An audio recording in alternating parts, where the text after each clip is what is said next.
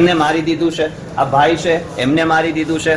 તો તંત્ર એ ભાઈ જ્યાં ક્યાંય પણ આ રખડતા ઢોર છે, રખડતા પશુઓ છે, રખડતા કૂતરાઓ છે, એનાથી જો કોઈને તકલીફ થઈ રહી છે, કોઈને પ્રોબ્લેમ થઈ રહી છે, ક્યાંક કોઈને જાનહાનિ થઈ રહી છે, તો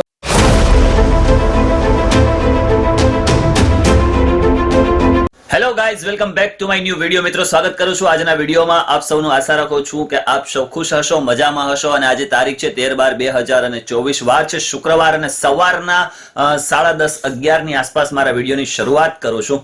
અત્યારે થોડી વાર પહેલા જ મને 3-4 કોલ આવ્યા છે માંગરોળ સિવિલ હોસ્પિટલેથી કે નિઝામ સર, એક અતિ ગંભીર સમસ્યા સર્જાણી છે, એક નાની બેબી છે, એમને મારી દીધું છે. શું પ્રશ્ન છે એ તો ચાલો સ્પોટ પર જઈએ, જોઈએ અને જાણીએ, ત્યાર પછી આપણને ખબર પડે. શું થયું? મારા નાની બચ્ચીને સ્કૂલે મુકાવ્યો ને આંગણવાડીમાં, ત્યાંથી એ ગાય અંદરથી નીકળી આંગણવાડી. એટલે કયા વિસ્તારમાં?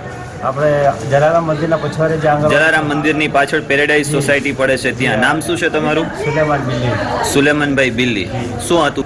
અંદર ગાય મને અંદર જવા જ ના દીધો. ભાઈ મારે પછવાડે દોડી, બરાબર, 1.5 કિલોમીટર ભાગો એકદમ ગાડી, મારી જીંકી નાની બચ્ચીને લઈને. એટલે ગાયો અને ખૂટિયા અને કૂતરા, હા, તો બહુ જ હોય છે યાર. ગાયો 15-20 ગાયો ને 15-20 કૂતરા હોય કાયમ માટે, કાયમ ડેલી માટે. હું કાયમ મૂકવા જાય 10 વાગે છોકરાને 12:30. છોકરાને ક્યાં મૂકવા જાવ છો તમે? આપડા પ્રાઇવેટ દેશના પછવાડે આંગણવાડી લાગેલી છે. એટલે આંગણવાડીમાં. તો છોકરી આંગણવાડીની સ્કૂલની અંદર હતી કે બહાર હતી કે શું હતું? મૂકવા જ જતા હતા, બરાબર. અંદર મૂકવા જતા હતા ને ખૂટિયા ને ગાયો પાડી દીધી. એટલે આ નાની બેબીને વાગ્યું છે, ઓલી નાની બેબીને વાગ્યું છે. શું કીધું ડોક્ટરે? ડોક્ટરે જુનાગઢ લઈ જવાનું કીધું. જુનાગઢ લઈ જવાનું કીધું, એક્સરે માટે કરીને. અચ્છા, સીટી સ્કેન કરવું પડશે. એ જે ખૂટિયા કે ગાયો છે એ રેગ્યુલર ત્યાં આટા ફેરા કરે છે એવું છે? અચ્છા, એટલે બાળકોને આવવા જવામાં ને રસ્તા ઉપર મોટો ભય હોય એમ ને?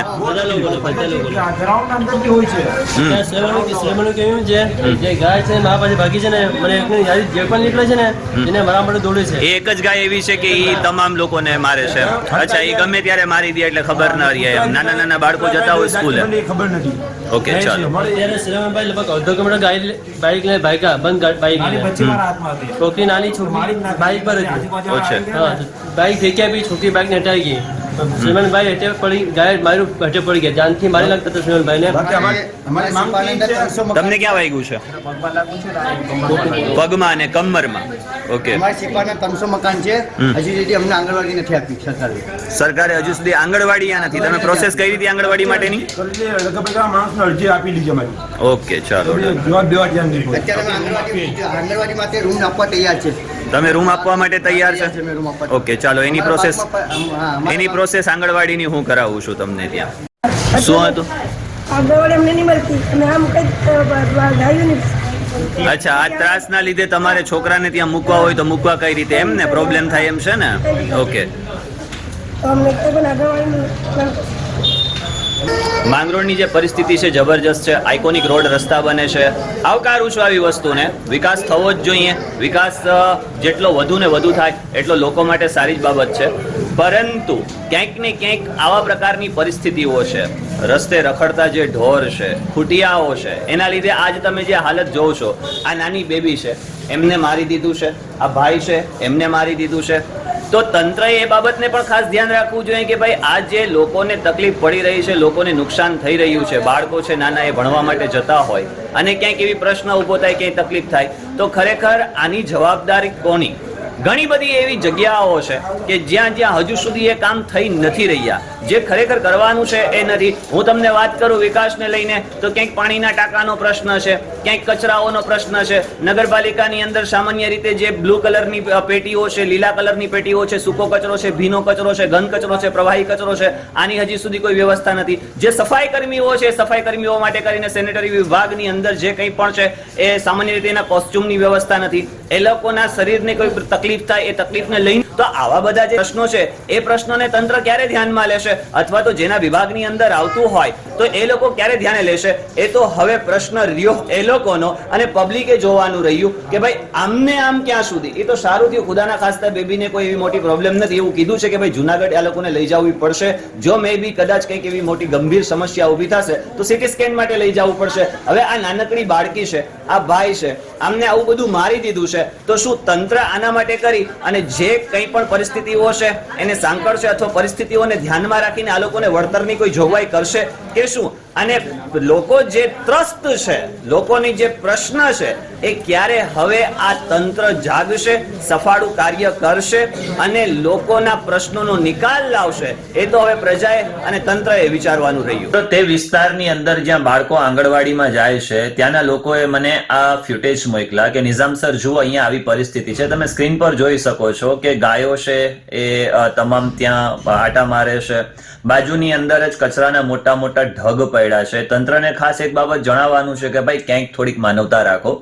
નાના ભૂલકાઓ છે જ્યાં નિશાળે જાય છે, એટલે કે આંગણવાડીમાં જાય છે, શિક્ષા મેળવવા માટે જાય છે, ત્યાં જ બાજુની અંદર આવડો મોટો ગંદવાડો ઊભો હોય, ત્યાંથી ગંદકીઓ હોય, જેથી કરીને આ બાળકોને ક્યાંક ને ક્યાંક હાનિ થશે, બાળકોની અંદર રોગચાળો ફાટી નીકળશે. તો આની જવાબદારી કોની?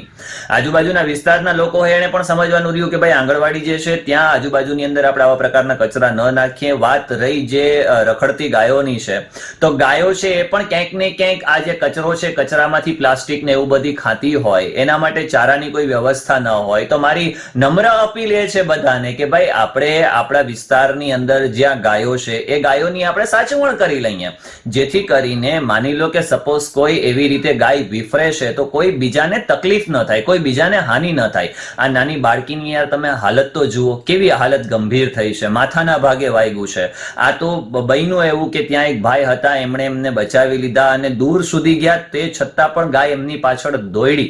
બનત એવું કે ક્યાંક મોટી હાનિ થાત, એના કરતા અજુગતું બની જાત તો સારું એવું કે ભાઈ અહીંયા કોઈક એવી મોટી પરિસ્થિતિ, ગંભીર પરિસ્થિતિ ન ઊભી થઈ.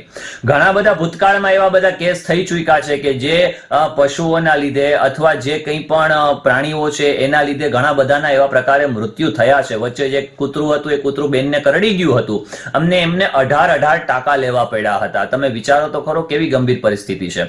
એટલે અગાઉ પણ મેં પાલિકા તંત્રને વાત કરેલી છે આપણા વિડીયોના માધ્યમ થકી, ત્યાર પછી રજૂઆતો પણ કરેલી છે કે ભાઈ જ્યાં ક્યાંય પણ આ રખડતા ઢોર છે, રખડતા પશુઓ છે, રખડતા કૂતરાઓ છે, એનાથી જો કોઈને તકલીફ થઈ રહી છે, કોઈને પ્રોબ્લેમ થઈ રહી છે, ક્યાંક કોઈકને જાનહાનિ થઈ રહી છે, તો વહેલી તકે એને એક સુરક્ષિત જગ્યાએ કે જ્યાં તેમનો પેટનો ખાડો પણ પૂરી શકાય, એમને ચારો મળી રહે, એમને રોટલી પાણી મળી રહે, એવી કંઈક વ્યવસ્થા કરો અને એવી જગ્યાએ એને રાખો, જેથી કરીને આ જે બાળકો છે સારી રીતે શિક્ષા પ્રાપ્ત કરી શકે.